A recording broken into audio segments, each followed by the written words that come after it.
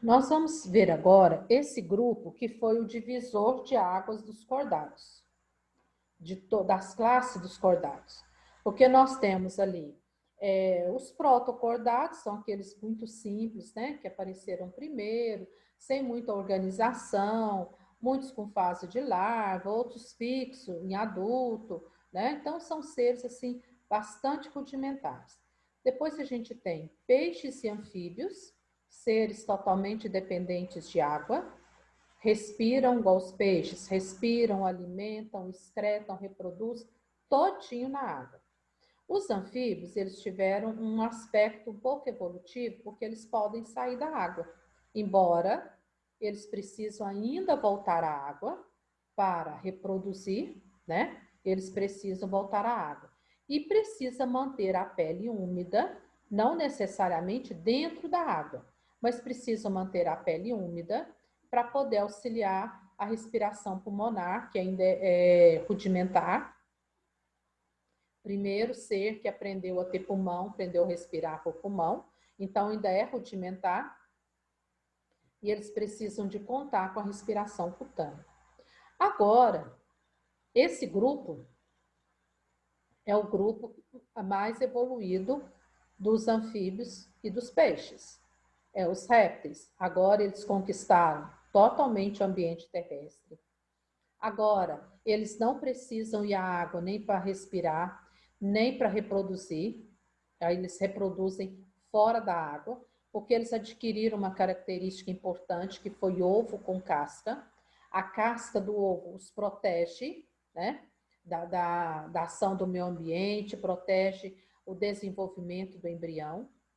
A pele deles agora é uma pele seca, com escamas, com casco, com placas córneas. Isso faz com que eles conquistem, né, ambientes bem diversos, muito quentes, né, sem ter prejuízo. Mas, por então, é um animal que ainda não consegue andar normalmente, ele rasteja. Por isso é um réptil. Apesar de ter as 4 patas, a musculatura deles ainda não é suficiente para levantar todo o corpo e eles andarem sem rastejar, tá? Então, vamos lá. Características gerais. Pele seca, não tem glândulas nem nada. O ovo com casca. Sistema digestório completo. Respiração estritamente pulmonar. Então, ó, pele seca, ovo com casca, respiração estritamente pulmonar são características importantes que colocaram os répteis num nível, né, elevado e que veio então dividir 2 grupos. Répteis veio dividir peixes e anfíbios, de aves e mamíferos, tá? Por essas características. A circulação deles é dupla, sangue venoso, sangue arterial. É fechada, o sangue não abandona os vasos até entrar dentro das células, porém é incompleta. Quem vai me contar por que a circulação deles é incompleta?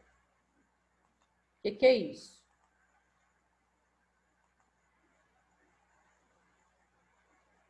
Quem vai falar para nós? O que é uma circulação incompleta?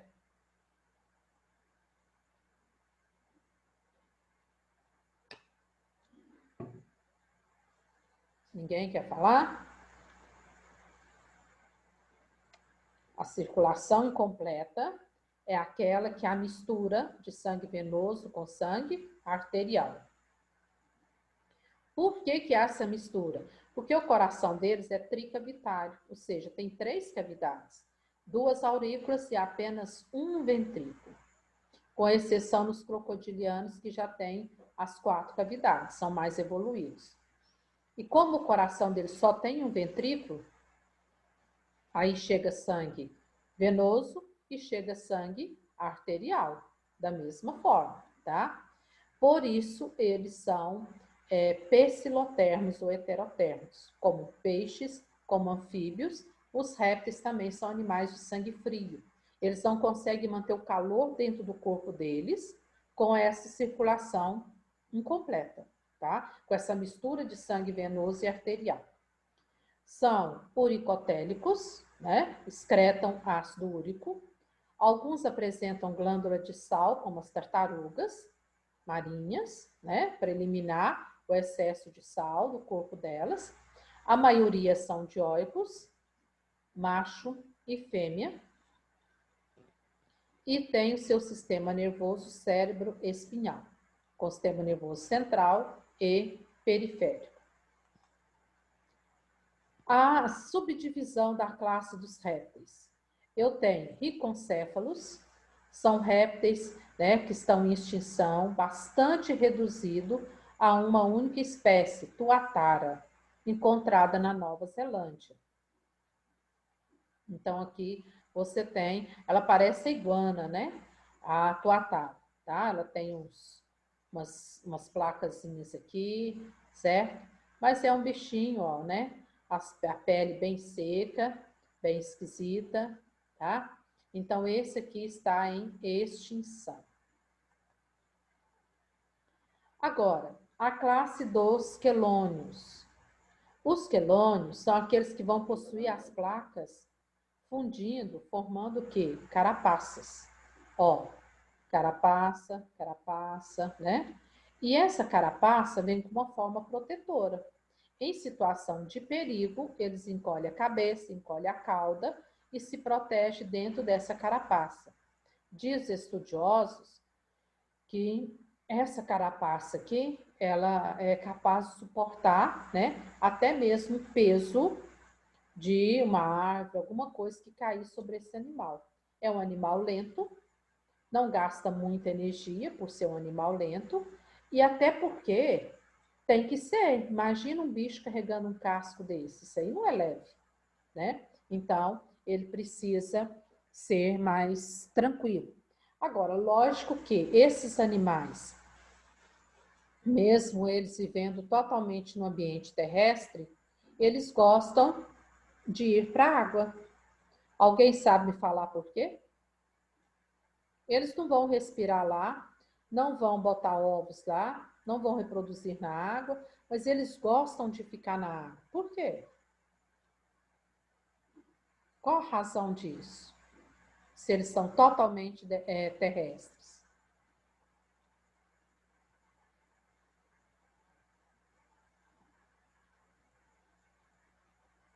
Eles vão para a água, até mesmo para molhar a sua pele, muito seca, né? E na água eles têm o quê? Agilidade, que não tem na terra, tá? Então, na água eles são mais ágeis, são mais espertos. Podemos dizer até que se defende bem na água, tá? Na terra isso não acontece. São desprovidos de dentes, então não tem dentes, mas possuem umas lâminas córneas cortantes, como se fosse um dente, mas não é dente. Podem ser herbívoros, grande parte deles, mas nós temos também os carnívoros, e são ovíparos, botam ovos, faz o ninho, né, para botar o ovo. Desses ovíparos aqui, desse botar os ovos, todos vocês já viram. A tartaruga, né? Ela, por exemplo, ela escolhe um local, constrói o seu ninho, que não é a tartaruga marinha, né? Constrói o seu ninho, bota os ovos ali e deixa, vai embora, abandona. Quem vai chocar os ovos dela é o próprio ambiente, a areia, né? O local que ela escolheu para aqueles ovos desenvolver. Os ovos desenvolvendo, eles vão lutar para atingir a idade adulta. E nós sabemos hoje que, no caso da tartaruga marinha, né? Por exemplo, de 100, 80 ovos que se coloca, apenas o quê? Uma atinge a idade adulta e dá continuidade no ciclo reprodutivo. Então, terceiro ano, o gasto é muito grande. Por isso que precisamos de muitas para manter depois o ciclo. Porque se de cada tartaruga que botar 100 ovos, apenas um chegar à idade adulta para dar continuidade à reprodução, a tendência é extinguir rapidinho mesmo esses animais, né? Então, é complicado para eles.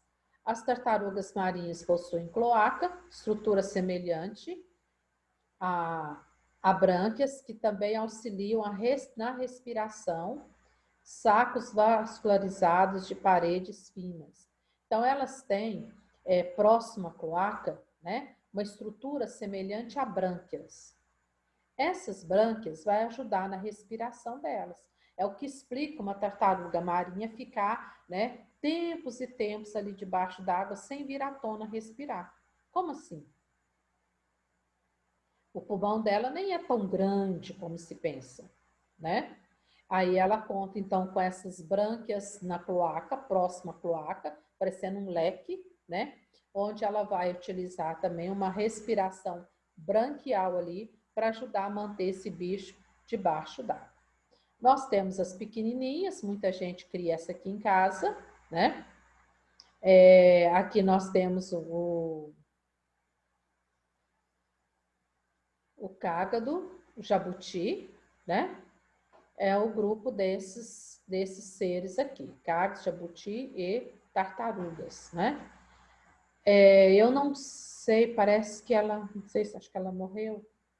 Existia até pouco tempo lá na ilha de Galápagos, né, onde Darwin fez todo aquele estudo dele de evolução, ainda tartarugas gigantes, imensas, né? Que Darwin encontrou lá, ainda existiam algumas espécies por lá. Tá.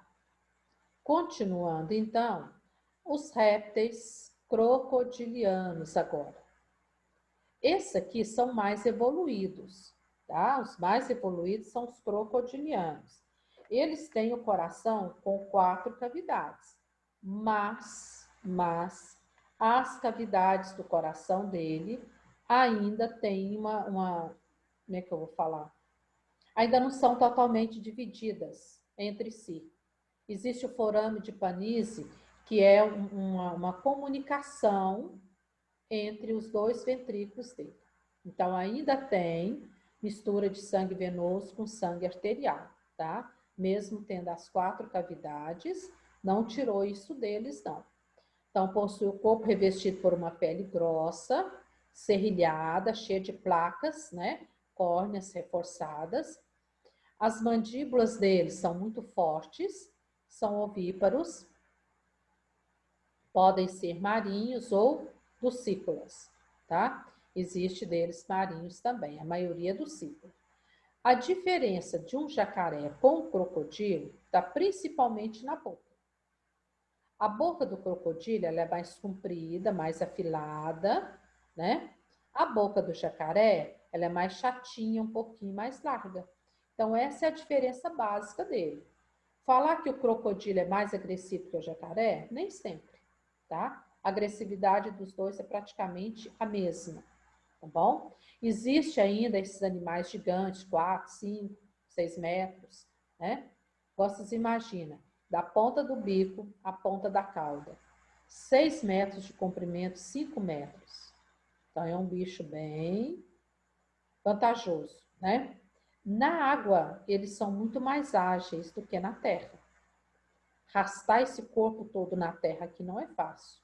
Então, por isso que eles gostam de ficar um solzinho para pegar calor do sol e aumentar a sua temperatura corporal, né?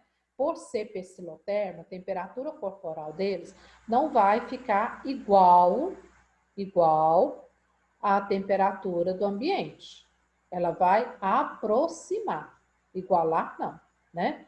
Então, eles pegam esse calor e usam a água também para molhar a pele, para a pele não ficar muito seca, extremamente seca, né? E dar uma refrescada. Então, esquenta, refresca.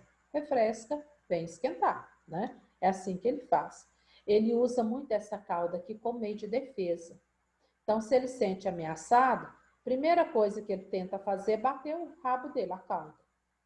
Bateu, né? Se ainda assim continua ameaçada, ele vai usar a arma que ele tem, que é a boca, tá? Então, ele usa a boca, essa dentição dele aqui, ó, é pequenininha e vários dentes, várias carreiras de dentes, que vai, então, facilitar essa mordida.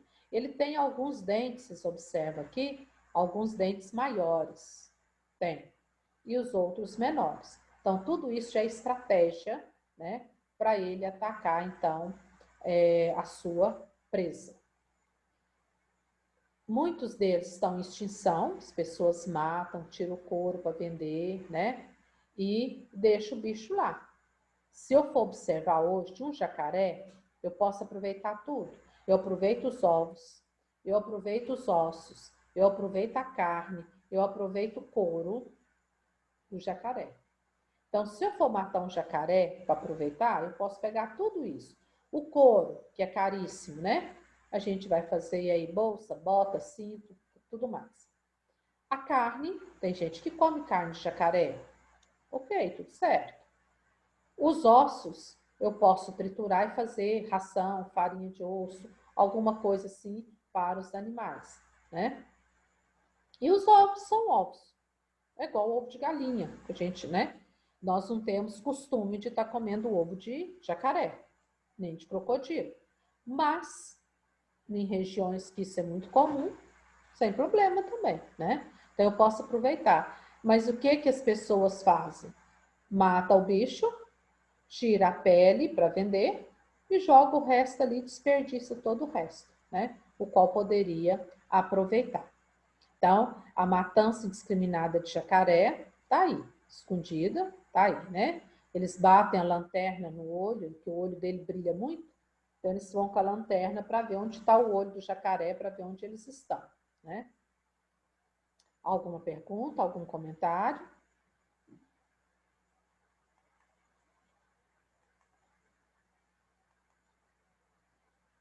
E agora nós vamos falar desses bichinhos escamados, uma outra subclasse, né, dos répteis. Tem o corpo, lógico, coberto de escamas, né? Eles têm esses órgãos de Jacobson, que são quimiorreceptores que auxiliam na identificação do alimento, para perceber o alimento. Essa subclasse se divide em dois subgrupos. Os lacertídeos, que é o grupo dos lagartos, lagartixas, camaleões, iguanas. Ó, né? Então, nós temos esse bicho aqui. Eles têm a língua bem grande, bem pegajosa, alimentam de insetos, então joga essa língua e come os insetos. Por isso que nós não podemos brigar com as nossas lagartixas. Viu uma lagartixa dentro de casa? Deixa a bichinha lá.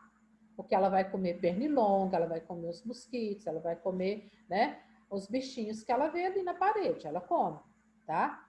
Esse é igual a lagartixa, o próprio lagarto, eles têm na mão tipo uma ventosa, né? Que dá meio uma sensação de cola ali na parede, onde eles conseguem grudar as patinhas ali e até virar de cabeça para baixo sem cair. Às vezes, eles erram esse controle e costuma a gente ver um bichinho esborrachando aí no chão, né? Mas a maioria das vezes eles conseguem firmar bem na parede, caminhar bem ali pela parede, né? Sem cair. Então, nós temos aí o lagarto, né? Ó, os lagartos. Mais comum para nós aqui, esse aqui, né? Que o pessoal chama de teiu, esse lagarto esverdeado que anda aí no meio do mato. Ali tem muito inseto, né? Então ele vai buscar os insetos para alimentar. A iguana, né? E camaleão. Ó, bichinho, né? Que tem cores, ele consegue, né? As substâncias químicas dentro do corpo dele, consegue então alterar, modificando a cor para semelhar com do ambiente. Esses animais todos são ovíparos, trocam de pele, né? Essas escamas dele aqui, ó, ficam secas, eles podem trocar de pele, tá? E bota seus ovos, constrói um ninho ali de capim, de alguma coisa, bota os ovos ali e ali vai gerar, né? Essa época agora, época do calor, é a época de reprodução desses lagartos. Então, é uma época que eles saem bastante para buscar insetos, para buscar alimentos, né? Reproduzir, porque como eles são animais de sangue frio, eles procuram reproduzir mais na época do calor, para o calor chocar os ovos deles. Eles não são animais que chocam seus ovos igual as aves. Imagina vocês uma tartaruga, né? deitar sobre os ovos para chocar, para arrebentar tudo. Então, eles contam com a graça da natureza. Por isso que a época de calor é a época de reprodução. E é por isso que os ecologistas, né, esses grupos aí, ficam vigiando nas praias as ninhadas de tartaruga marinha. Porque, igual eu falei para vocês, uma tartaruga, ela chega a pôr 100 ovos, 80 ovos, na postura dela ali, né? Então, vão ser o quê? Vou colocar aí de 80 ovos, vou colocar 10 que chega a nascer direitinho, filhotinho, né? Tentar buscar água para desenvolver. Depois, no meio do caminho aí, são presas fáceis, né? São devoradas por outros animais. E com isso, né? Apenas um ou outro chega à idade adulta para dar continuidade ao seu ciclo. E nós temos aqui essa outra, né, outro grupo dessa subclasse, que são os ofídeos. É o grupo que corresponde às cobras. As cobras são ápodes, não têm patas, fazem troca de pele, normalmente uma vez por ano, porque como a pele é muito seca, então ela vai ressecando e vai, né, soltando. Então eles trocam. E algumas cobras do grupo peçonhenta possuem as glândulas de veneno, que é a própria saliva dela, e ela tem meio de inocular o veneno. A diferença das cobras com o sapo. O sapo é um animal venenoso, não é peçonhento. Qual a diferença? O venenoso, ele produz o veneno, mas ele não tem como jogar esse veneno. O sapo não te joga veneno, a não ser que você vá lá e aperte a glândula de veneno dele. Do contrário, ele não vai olhar para você e jogar veneno. A cobra, ela já tem, ela te morde, não é? E ela tem um veneno que vai sair ali quando ela te morde. Então, por isso, ela é peçonhenta. Ela produz o veneno, tem um canalzinho, o dente de veneno, onde ela apertar, aquele veneno vai ser jorrado, tá?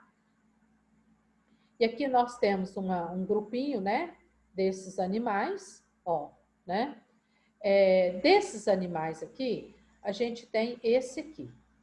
Essa cobra coral, existe a coral falsa e a coral verdadeira.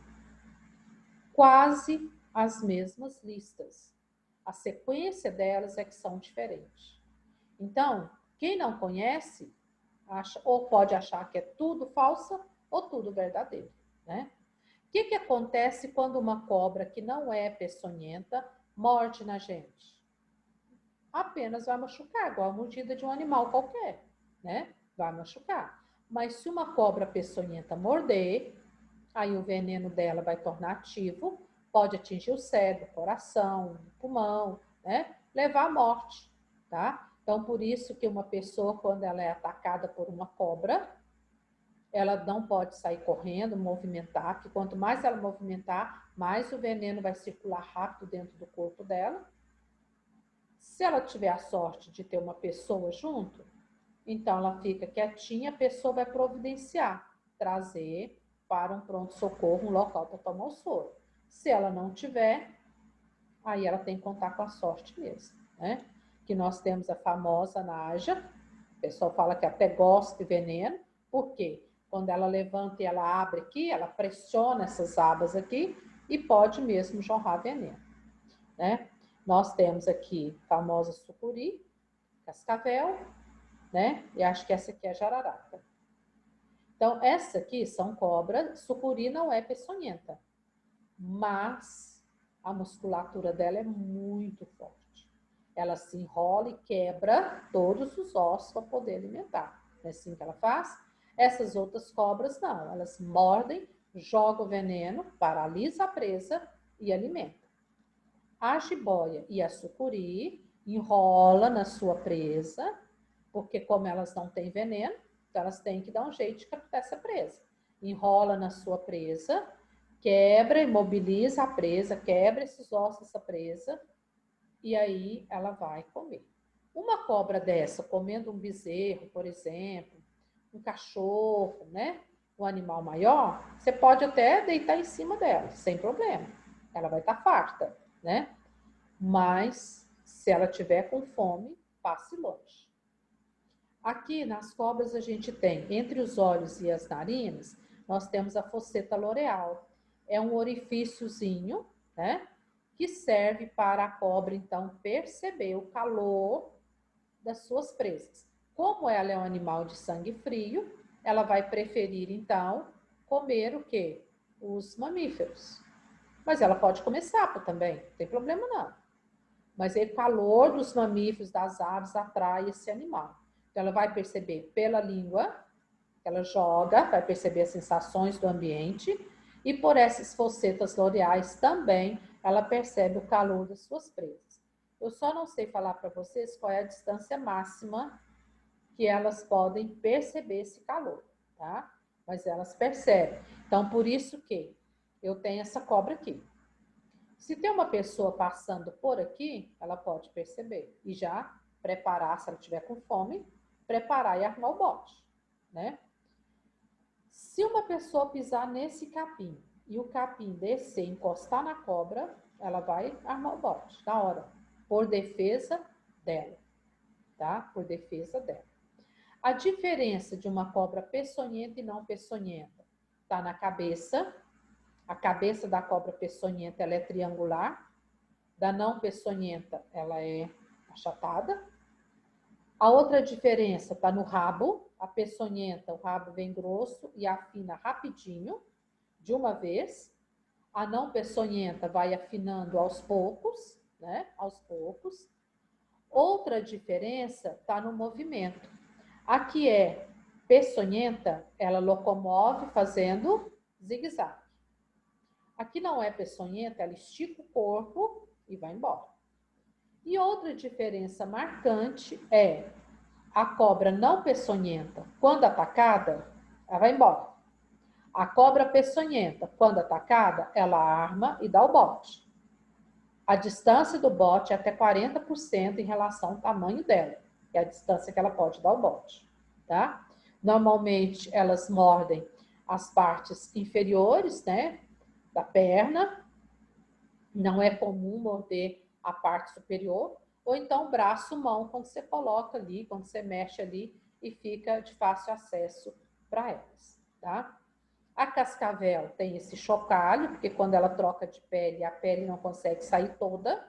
Então, você conta aqui quantos gominhos é a idade dela, a troca de pele que ela tem. Essas cobras, grande parte delas são ovíparas, botam ovos, e às vezes elas se enrolam, viu? Naqueles ovos, formando como se fosse um ninho para proteger. Algumas, como a cascavel, ela é ovovivípara. O que significa isso?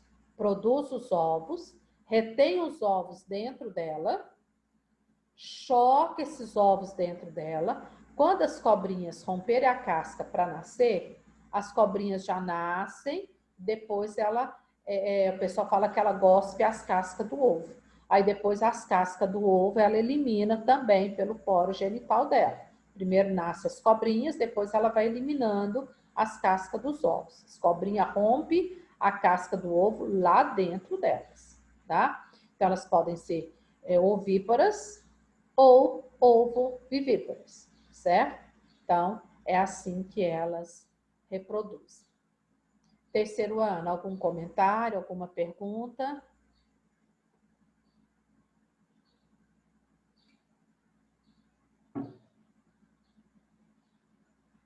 Aí no seu livro, deixa eu ver aqui. Na página 85, ele fala dessas diferenças. Ele mostra aí também para vocês que não é muito cobrado a questão dos dentes, né? As cobras são classificadas de acordo com os dentes. A glifa, pteroglifa, significa a posição, o formato desses dentes, tá bom? Mas isso não é muito cobrado de vocês, não. Agora, diferenças entre as cobras, sim, tá? Cobra peçonhenta e não peçonhenta é cobrado de vocês.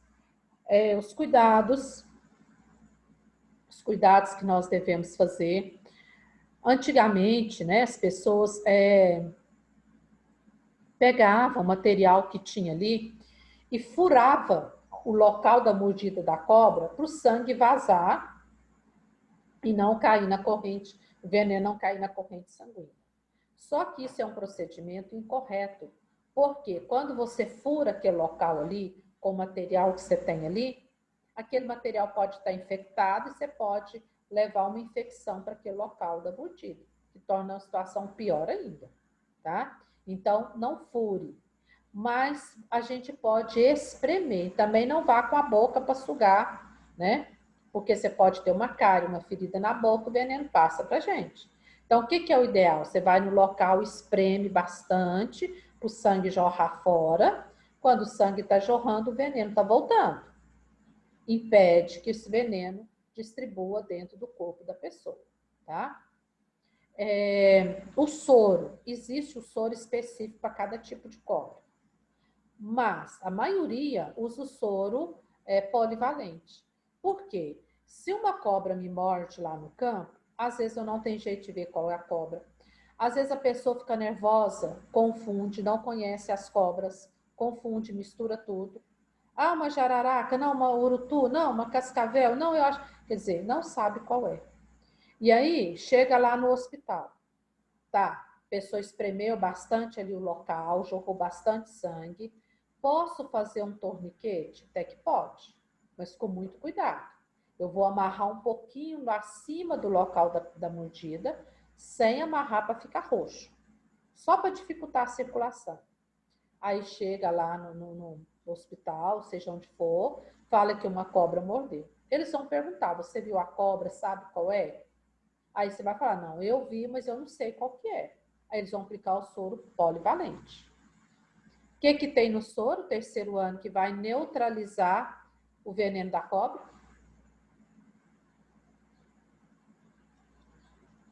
O soro contém anticorpos, né, substâncias que neutralizam aquele veneno. Tá. Aí aplicou o veneno ali, o soro ali. O soro, então, vai neutralizar a ação do veneno no corpo da pessoa. Agora, se a pessoa, tem gente que leva aquele ditado mata a cobra, né, e mostra o pau, tem gente que leva a cobra, pega ela num saco e consegue levar. Literalmente, chega lá no hospital com a cobra para mostrar qual que é, né? Beleza. Ou então, se você viu, não, foi a cascavel, tinha um chupalho, fez o barulho, barará, aí toma o antiprotálico da cascavel, certo? Mas se eles perceber lá que a gente está na dúvida e não sabe direito que tipo de cobra é, então eles vão aplicar o soro polivalente mesmo, tá certo? Então, na nossa região, a cascavel, caninana, são as cobras mais responsáveis pelos acidentes que nós temos. Até porque nós não temos naja aqui. Coral até tem, mas não é tão comum quanto essas outras aqui, tá? A sucuri nós não temos na nossa região, né? Então também não é um caso a temer. As cobras podem nadar tranquilamente, sem problemas, tá? Então elas nadam também. Beira de rio, represa, né? Então tem que ter muito cuidado que pode ter o bichinho lá na espreita, né? Esperando então para poder dar o bote. Alguma pergunta mais? Terceiro ano, algum comentário? Aí no seu livro, na página... Ah, outra coisa, terceiro ano. Então, se as cobras são perigosas, nós devemos matar as cobras que a gente vê por aí. É correta essa afirmação? A cobra é perigosa. Eu estou vendo uma cobra. Então, eu preciso de matar essa cobra para ela não ser um perigo para mim. O que vocês acham dessa afirmação?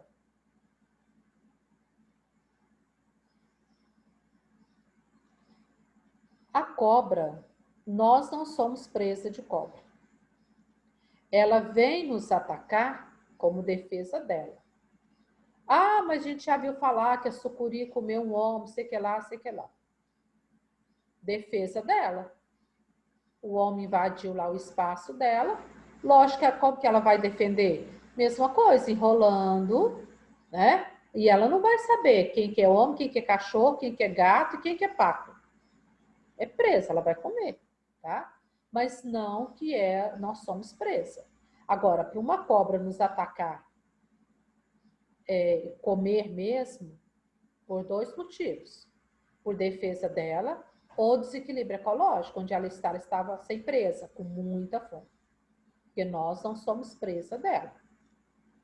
Então, ela nos ataca por defesa. E aí, no ambiente, a cobra é controladora de presas. Presas menores, sapos, ratos, né? Então, ela controla essas presas.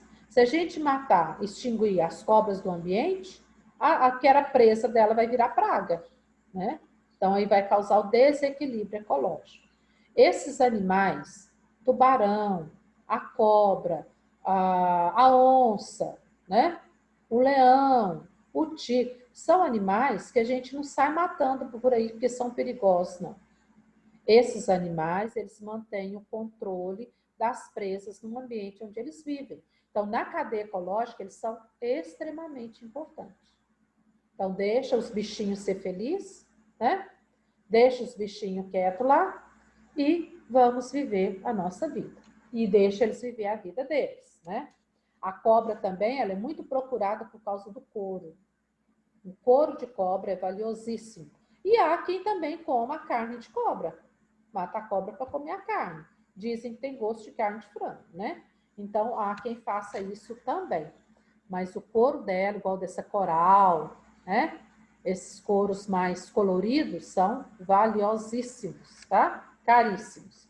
Aí no seu livro, na página 86, ele traz algumas instruções interessantes.